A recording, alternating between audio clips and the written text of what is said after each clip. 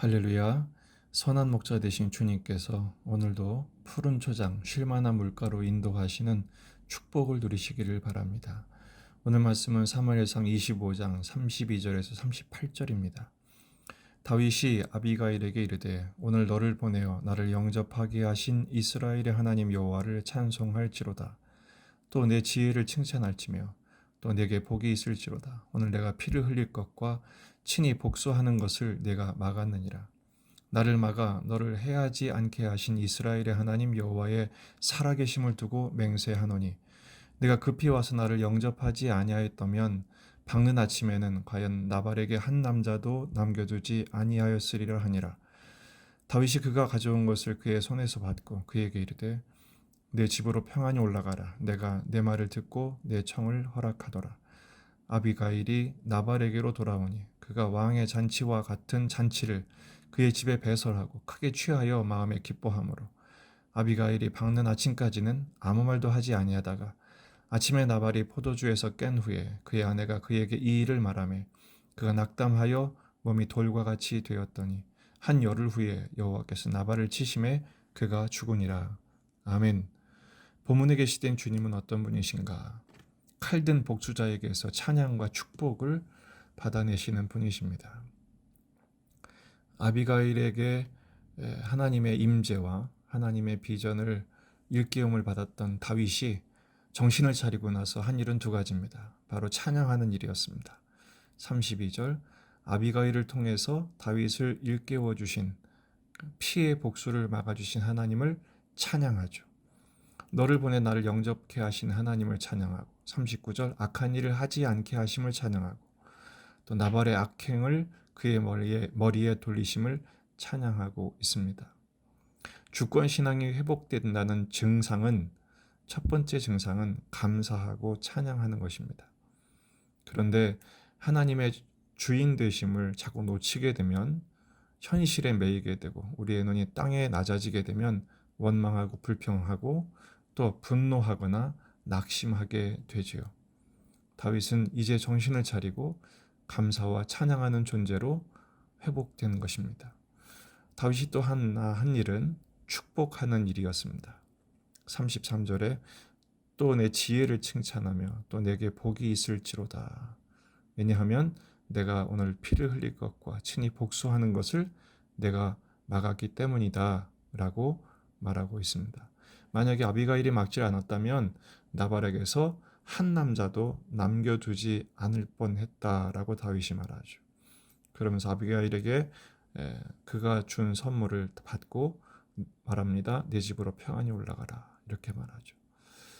이 나발 사건의 의미는 다윗 속에 있었던 사울을 발견해내서 그 요소를 뽑아내는 기회가 되게 하셨다는 것입니다.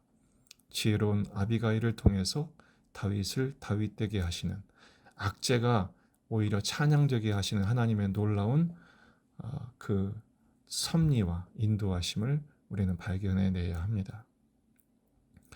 이제 급한 일은 일단락이 됐습니다. 아비가일이 집에 돌아오니 나발은 왕 같은 잔치를 벌였다 그랬습니다. 36절에 보면 그가 왕의 잔치와 같은 잔치를 그의 집에 배설하고 크게 취하여 마음에 기뻐함으로 그랬죠. 나발은 영문도 모른 채 왕놀이에 취해 있었습니다. 바로 자기가 여전히 왕이라고 생각하고 있었던 사울의 상태를 빗대어 표현하신 것이죠. 아침에 술이 깬 나발에게 아비가일이 그간의 일을 여차여차 설명합니다. 그러자 나발이 낙담했다 그랬죠. 이 낙담했단 말은 마음이 죽었다라는 뜻입니다. 실제로 그의 몸은 돌같이 굳어져 갔죠. 열흘 후에 하나님이 치심으로 그는 죽습니다. 바로 사울의 결말을 이렇게 예표하고 계신 것이죠. 오늘 말씀을 통해서 우리는 내 안의 사사기를 한번 살피는 시간이 되면 좋겠습니다. 사사기의 특징이 뭐죠? 왕이 없으므로 자기 속인에 옳은 대로 자기 마음에 좋은 대로 했다라는 것이 사사기의 특징입니다. 바로 사울도 그랬고 나발도 지금 그렇게 된 것이죠. 자기 좋은 대로, 자기가 옳은 대로 이러면 망하는 것입니다. 하나님이 없음으로가 아니라 우리에게는 왕이신 하나님이 계십니다. 하나님이 주인 되시고 주님의 뜻대로, 주님 보시기에 기쁘신 대로 하나님께서 인도하신다는 사실을 믿고 우리는 그 주님의 인도하심을 따라 순종하는 하나님의 종, 하나님의 자녀가 되어야 함을 교훈하고 있는 것이죠. 저는 오늘 본문 말씀을 통해서 두 가지 적용점을 함께 나누기로 합니다. 첫째는 찬양의 사람이 되어야 합니다. 찬양할 수 있을 때 찬양하는 것은 누구나 하죠. 찬양할 수 없는 현실, 내 맘, 내 뜻, 내 계획대로 안 되고 온갖 분노를 유발하는 요인만 가득한다 할지라도 찬양해야 합니다. 다윗이 그런 상황이었죠. 하지만 아비가일을 통해서 하나님께서 다윗으로 하여금 그가 들었던 칼을 내려놓고 하나님을 찬양하게 하신 것처럼 우리 또한 하나님의 인도하심이 항상 평생 같이 있음을 믿고 우리도 찬양하는 존재가 되어야 합니다.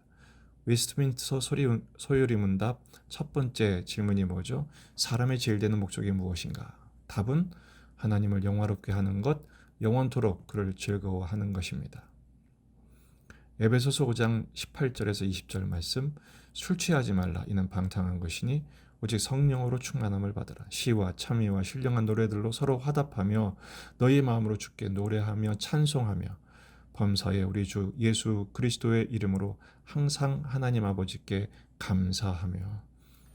찬양과 감사와 경배는 성령 충만해야만 가능합니다. 현실이 우리로 하여금 성령 방전케 하는 도전으로 다가온다 할지라도 우리와 함께 계신 성령님을 의지하고 의존하고 요청하여 매일 매순간 하나님을 기뻐하며 감사하며 찬양하는 우리가 되기를 축복합니다.